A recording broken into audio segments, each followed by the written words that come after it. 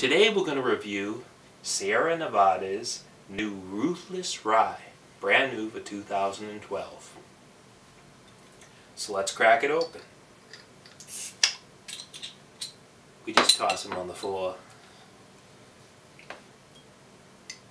The pour.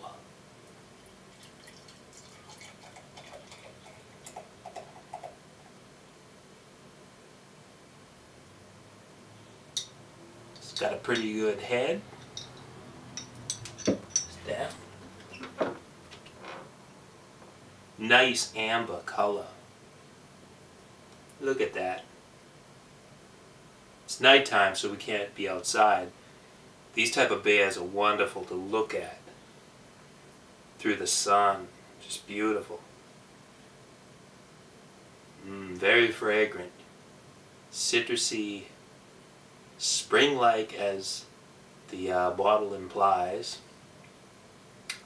Very hoppy. Very like spring-like.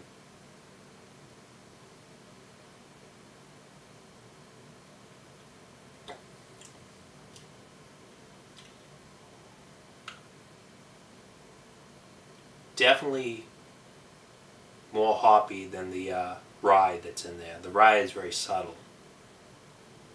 You can sort of smell it if you're familiar with like rye bread. It's got a bitterness in itself. If you're not looking for a bitter beer, this is probably not it. 6.6% alcohol, so it's very strong. You could add coffee to this and it would mellow out the bitterness if you want, but I don't mind the bitterness.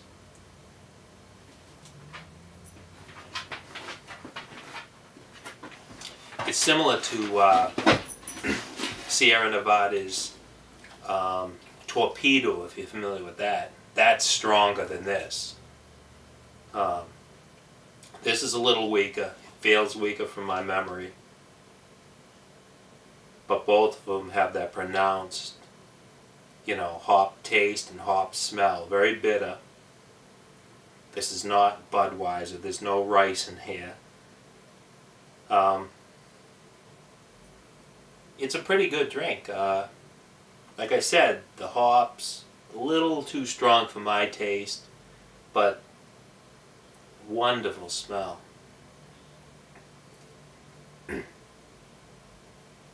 Yeah, unlike some other beers, you're not going to be sniffing Budweiser for any reason, unless it was past the expiration date. These are wonderful beers to enjoy, especially on a nice summer day, or just outside anytime. You hold it up to the sun, look at the beautiful color, inhale the fragrance. It's really like wine. It's in the sense that it's much more complex than, say, the cheap domestic beers, which have no body at all. Now, what does that tell you? That tells you they're using inferior ingredients. The body part of the beer is going to be the grain, and if they're subtracting calories, which is where the calories are going to come from the grain, they have to substitute or replace those sugars they took out. So what they do is they put corn sugar in there or some other sugar, dextrose, sucrose. They're fake beers. You've probably seen on some of the labels, they call them the champagne of beers. Drink some champagne and then drink some of those type of beers. Smell them a bit, and you'll get the same sense that they're made the same way, very sugary. These ones are very bitterish. This is an IPA. This is an Indian Pale Ale, by the way. It's too dark over here. I can't read the bottle. But it doesn't say too much, other than this is Sierra Nevada's introduction to spring, which we all look forward to. The winter solstice is over, so we look forward to a nice glass of beer first day of spring. Or before. Cheers.